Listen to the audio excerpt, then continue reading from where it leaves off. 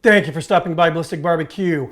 On today's video, I'm going to be cooking an absolutely gigantic Tomahawk ribeye on the Weber grill. Let's get going. All right, first things first, before we start cooking, I want to give a couple unsolicited, probably unexpected shout outs to some companies, to some brands that I'm a true believer of. I'm a regular user of their products. First is going to be Liberty Meat Shop.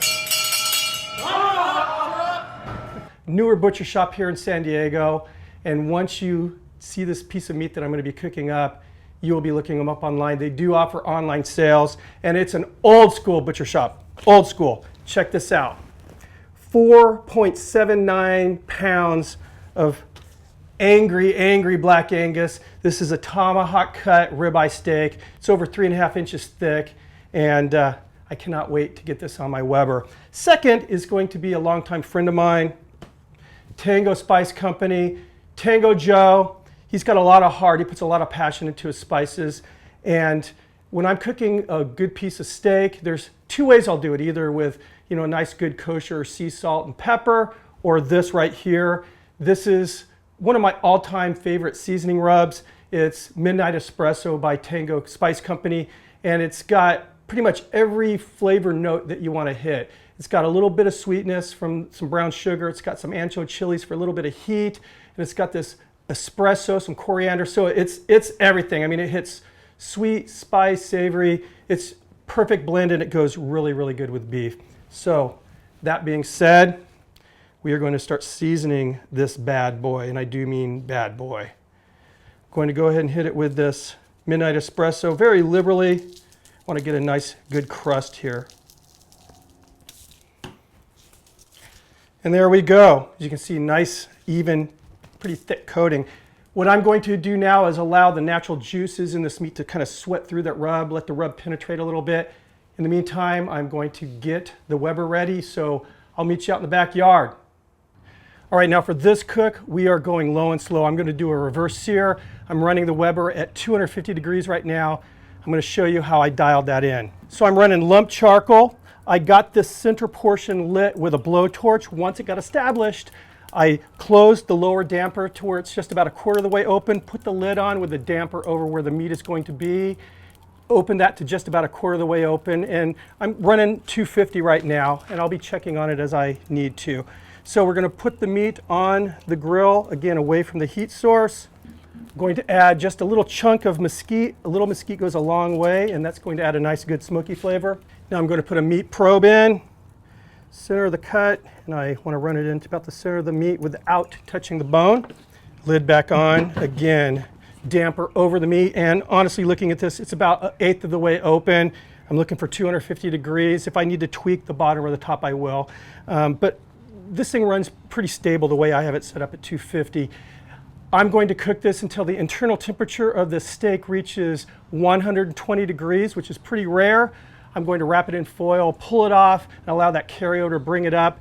Usually medium rare is about 130. I'm going to wait until 127. Then we'll bring it back out, and we're going to sear it off on the Ballistic griddle.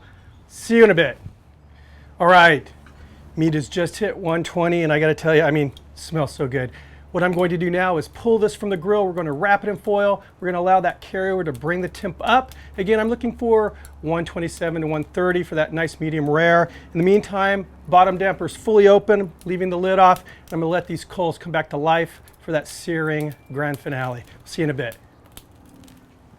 All right, so that meat is risen up to 127. Like I said, for me, that's where I want it. It's that kind of rarer side of medium rare. Had the Ballistic griddle in place. It's piping hot right now. One quick note, we've been getting some messages on how to clean this thing. Honestly, while it's still hot, just take a scraper, scrape off the crumbs, let it cool down. You can take a scouring pad and scour it, just soap and water, whatever. But what I like to do is kind of let it season up just like you would a cast iron skillet, because it's gonna get this nice kind of black patina on it, become more non-stick. Anyway, let's get cooking. I like to get some fat down when we sear on this thing, so I'm going to use beef tallow, which is simply beef lard. I'll have a link down below if you want to buy some. And I'm also going to use some butter, and that's going to be more for the flavor. You can use any type of fat.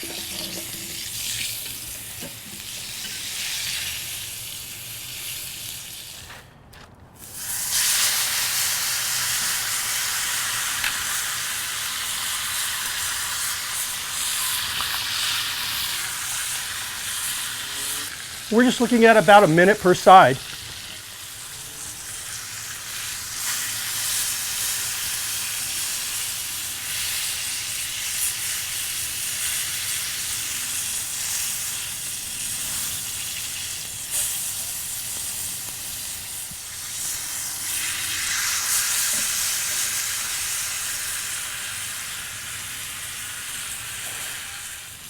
All right, I'm happy with the sear we have here. We're gonna pull it off. Now the nice thing about a reverse sear is the meat's already rested. If we want, we can go ahead and just start slicing this sizzling hot. So let me set the cameras up for the nice presentation and we'll get this carved up. All right, now this is just under 5 pounds of meat. I'm not going to eat this monster by myself, although I probably could, I don't know. We went to the fair yesterday. My body's still not real happy with me for the stuff I ate there. So what I'm going to do is kind of present this how I'm going to serve this to my family, because we're all going to eat this.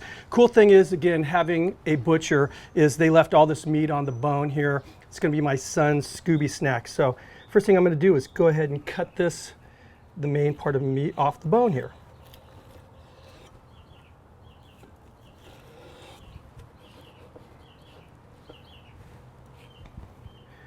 Let's go ahead and take a look. Here we go. Nice, beautiful medium rare. Now I'm going to go ahead and just slices.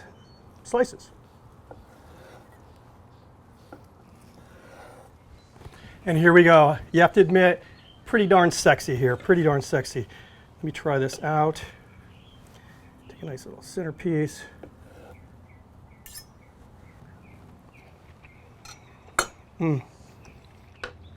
Wow, this meat, this Angus is just so tender, so flavorful, and that midnight espresso just accentuates this awesome beefy flavor. I mean, again, just these savory notes, these little slightly sweet notes. It's just the perfect blend. I love this on beef. I love it on beef. Anyway, guys, check out Tango Spice Company. Check out Liberty Meat Shop. And I have a special announcement. I'd like to give a belated birthday wish to my buddy, Marcel Radnai. Big 24, man. You got a long way to go, brother. Anyway, happy birthday. You guys, thanks for stopping by, and I'll see you on the next video. Cheers.